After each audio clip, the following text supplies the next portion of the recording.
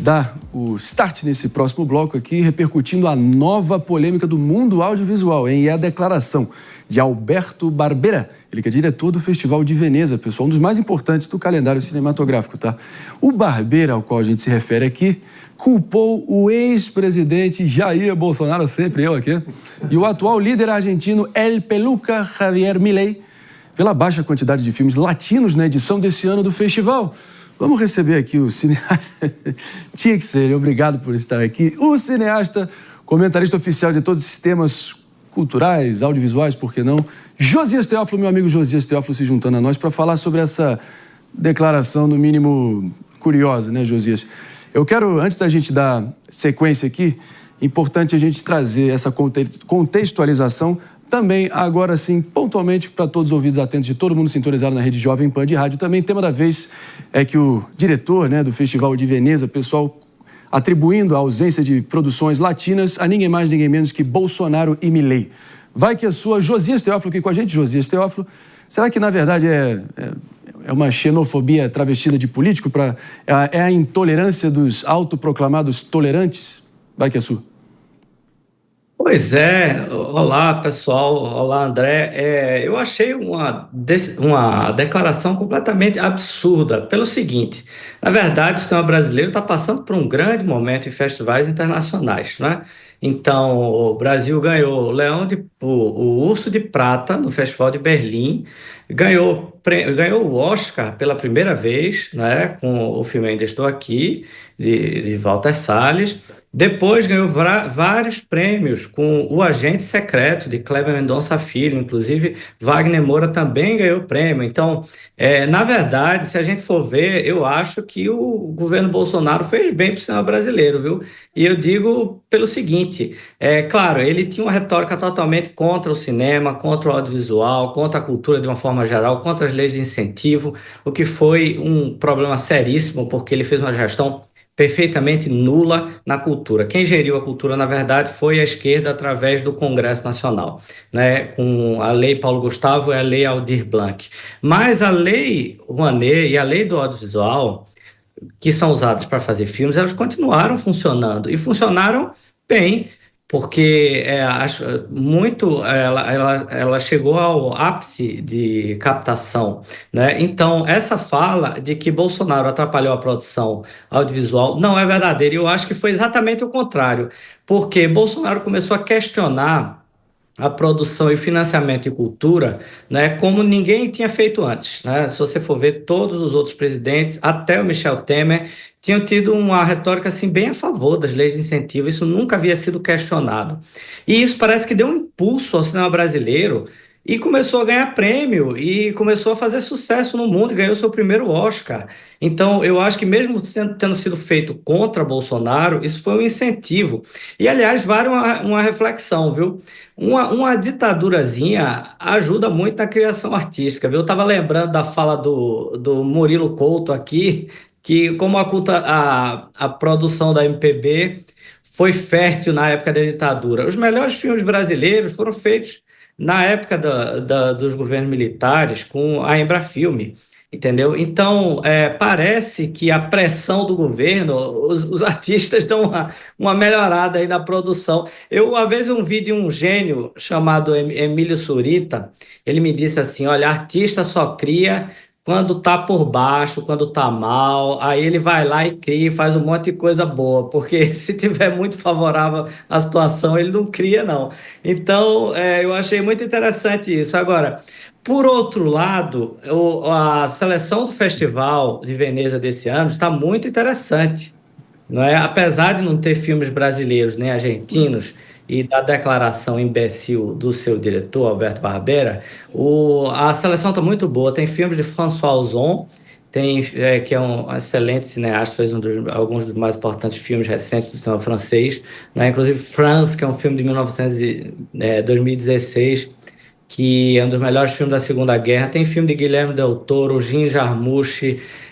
Olha, tá um espetáculo, viu? Pelo visto, o tapete vermelho de Veneza virando palanque vermelho de Veneza, né? De qualquer forma, mostrou realmente, sinceramente, infantil tentar atrelar uma coisa a outra, né, Josias? Pelo amor de Deus, até porque Até onde me consta, o Bolsonaro já está fora do poder, o quê? Há 3 anos. Então, vamos aqui com o Mano Ferreira para a próxima pergunta? Fica à vontade. Polêmico, Josias, hoje, Polêmico, né? Josias. Cuidado com o corte, Josias. Eu entendi o que você falou, até porque até me identifiquei. Quando o cara está arriado ali, aquela coisa da superação, o cara fica mais criativo, talvez pelo esse senso de urgência, né? Mas, enfim, vamos seguindo adiante aqui. Eu queria entender. O argumento do Josias é que uma dosezinha de autoritarismo geraria um aumento da produção cultural. Nessa leitura, problemas de liberdade de expressão, como muita gente entende que o Brasil está vivendo hoje, está impulsionando a cultura brasileira, na tua visão? Então, olha, o pessoal da cultura tem que agradecer a pessoas que são acusadas de censores.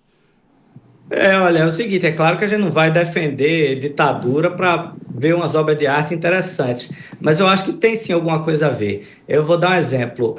Na União Soviética, a censura, até referências a Deus, era comum no meio artístico, porque o ambiente era totalmente estatizado, né? Então, os religiosos foram perseguidos durante muito tempo, né? E artistas não podiam fazer obras religiosas que iam ser consideradas burguesas e relacionadas à época do Império, etc.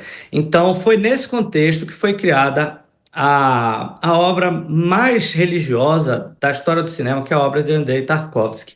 E observe que Tarkovsky nasceu na época de Stalin, viveu na época do degelo e morreu ainda antes do fim da União Soviética. Então, ele produziu uma obra profundamente religiosa num ambiente totalmente arreligioso. Então, eu acho que existe, sim, uma relação entre ditadura e criatividade. Agora, eu não vou defender ditadura por causa disso, evidentemente, isso faz o menor sentido, né? Para ver umas obras de arte interessantes, não é possível.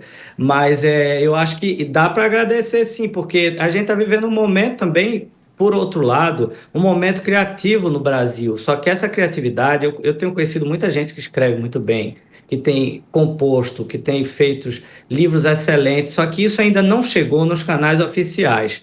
Então, eu acho que esse momento confuso que a gente está vivendo é também um momento criativo nesse sentido que eu estou falando. É isso aí, feita aí essas observações. Doutora Luciana Nepomuceno, quer fazer a pergunta? Fica à vontade. Na verdade, eu queria fazer só uma colocação, Josias, para você. O momento criativo, para mim, não decorre de reflexos de épocas ditatoriais ou de crises políticas, e sim de um investimento na cultura do nosso país. O que aconteceu no Festival de Veneza, na minha análise, foi mistura da cultura com uma justificativa política que nem se faz presente mais, porque o governo já mudou e nós mudamos, inclusive, o espectro político. Agora, essa associação de que a cultura se desenvolve a partir de um influxo, de uma crise, ou seja, fazer essa vinculação, eu entendo ser um tanto quanto perigosa, porque, ainda que seja um startup reflexivo, você depende de investimentos públicos e privados para que isso aconteça, tal como nós vimos, e você mesmo citou, vários filmes que foram premiados, o Oscar que nós recebemos, em decorrência dessa atividade que está sendo desenvolvida e também está sendo incentivada pelo nosso governo. Mas olha, o Oscar... só um detalhe, o Oscar foi o Ainda Estou Aqui, que é um filme que foi feito todo com investimento privado, né?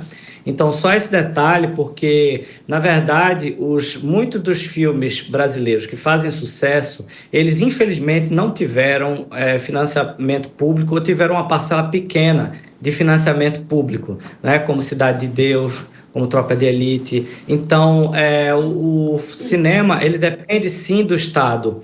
É verdade, mas o Estado tem produzido uma falta de criatividade, uma certa estatização excessiva que limita realmente a criatividade da produção artística.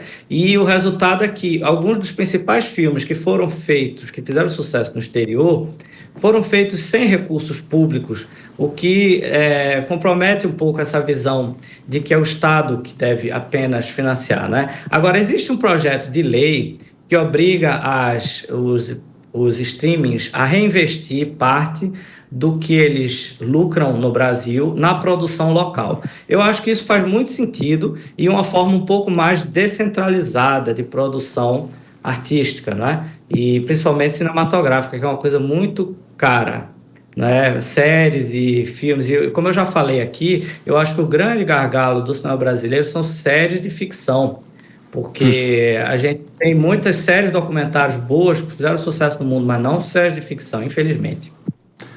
Josias Teófilo, somos seus fãs. Obrigado pela presença aqui, sempre agregando e muito. Obrigado. É isso aí, meus amigos e minhas amigas. Seguimos